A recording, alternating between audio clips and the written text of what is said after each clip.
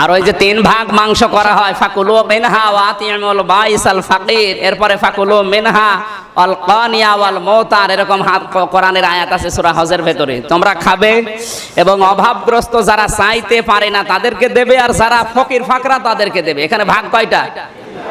এই অভাবগ্রস্ত যারা চাইতে পারে না, এর ভেতরে আমরা আত্মীয়র ভাগ মিলিয়ে দেই, দেন অসুবিধা নেই। 3 প্রকার মানুষকে আপনি এটা দিতে পারেন।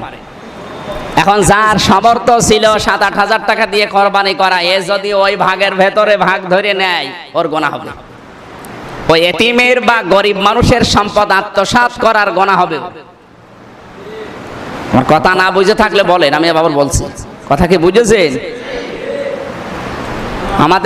আমার বাড়ি তো হালসা, আমি ওখানে যারা কোরবানি দেয় দেখি সবাই 3 ভাগ করার পরে মনে করেন 50 কেজি মাংস, 60 কেজি মাংস হলে 20 কেজি, 20 কেজি আর 20 কেজি